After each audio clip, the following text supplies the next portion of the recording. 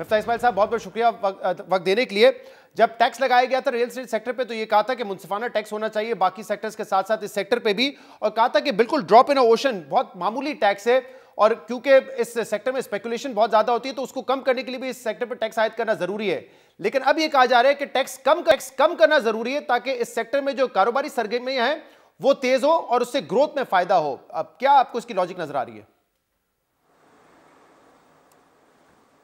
देखिए, इसकी कोई लॉजिक नहीं है। जिस मुल्क के अंदर आप तनख्वाहदार तबके के ऊपर 40% टैक्स लगाते हैं, जिस मुल्क में आप 50,000 रुपये से ज़्यादा आमदन वाले के ऊपर टैक्स लगाना शुरू कर देते हैं, जिस मुल्क में आपने 1 लाख रुपए की आमदन के ऊपर टैक्स डबल कर दिया, उस मुल्क में आप ये कहें कि हम रियल इस्टेट को और कंस्ट्रक्शन को छोड़ दें टैक्स लेना, तो ये तो मतलब उन लोगों के साथ ज़्यादती के मुतरादिफ है ना, जिनके ऊपर आप टैक्स ले रहे हैं, जिनकी नौकरियां से आप 40% पैसे काट रहे हैं।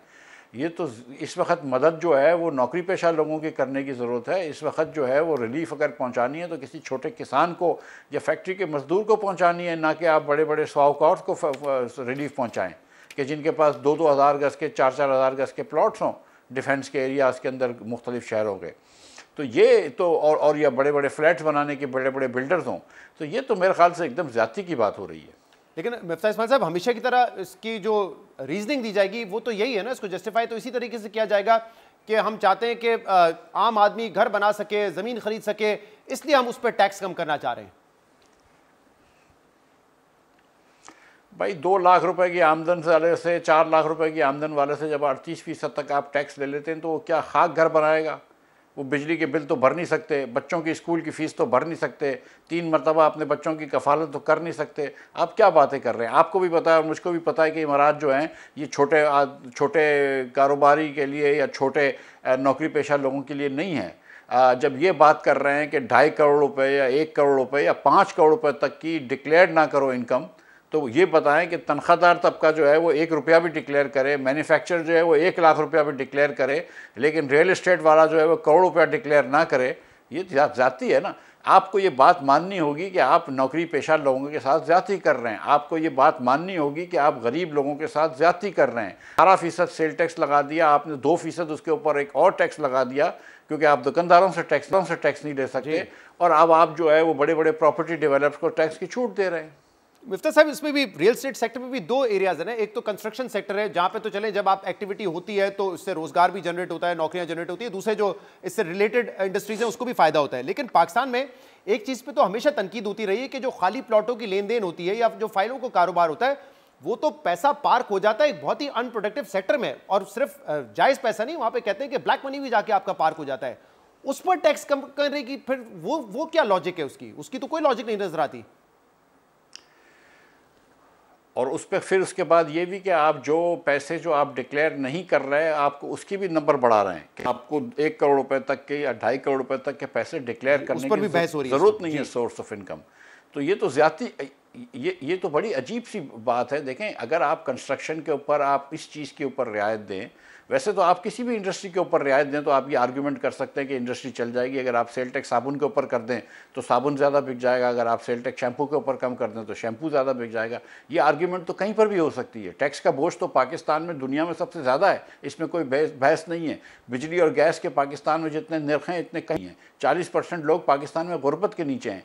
लेकिन इस हुकूमत को आप प्रायोरिटीज़ देखें इस हुकूमत की, कि इस हुकूमत को समझ भी आया है तो ये समझ आया है कि यार वो जो काला धन है उसको पूछो ना रियल एस्टेट ख़रीदने वाले को। तो ये तो एकदम सरासर ज़्यादती है। और मैं समझता हूँ कि अगर हुकूमत को कोई टैक्स कम करना चाहिए और बिल्कुल कम करना चाहिए तो सबसे पहले नौकरी पेशा लोगों के ऊपर टैक्स कम करना चाहिए जिनकी आपने कमर तोड़ दी है। और अगर ये बात यहाँ तक जाती है कि 2.5 करोड़ या 5 करोड़ तक की आप प्रॉपर्टी लेते हैं तो आपको सोर्स डिक्लेयर करने की जरूरत नहीं है, ये तो एक तरीके से एमनेस्टी हो जाएगी। क्या IMF को एतराज नहीं होगा इस बात पर?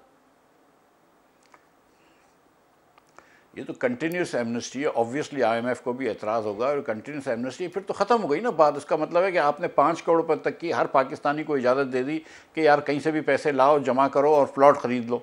और प्लॉट ख़रीदने के बाद जो है वो मतलब वो अनप्रोडक्टिव एसेट एक हो जाएगा, पैसे आपके उधर पार्क हो जाएंगे, प्लॉट आ जाएगा आपके पास और आप बैठे रहेंगे। वो तो आपने बेसिकली टैक्स के निज़ाम के अंदर एक टैक्स के निज़ाम में एक छोरी मारी है। और जो ईमानदारी से लोग दे रहे हैं, जिनकी कंपनियां उनके टैक्स काट रही हैं या जो कॉरपोरेट 60-61% टैक्स दे रही हैं, वो फिर आहिस्ते आहिस्ते पाकिस्तान को छोड़ रही हैं।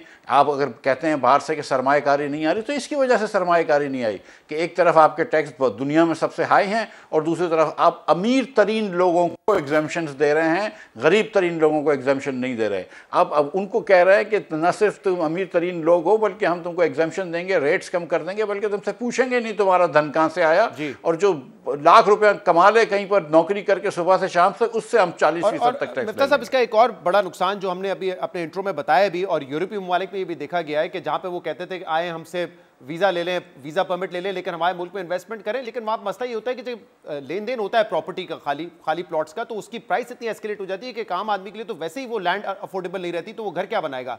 और इसी वजह से 2022 जून में जब आप वजीर खजाना थे, आपने अनडेवलप्ड प्रॉपर्टी पर टैक्स लगाया था, बहुत मामूली टैक्स था, लेकिन उस वक्त भी दबाव आया और वो टैक्स फिर वापस किया, आपकी हुकूमत ने रिवर्स करना पड़ा वो फैसला।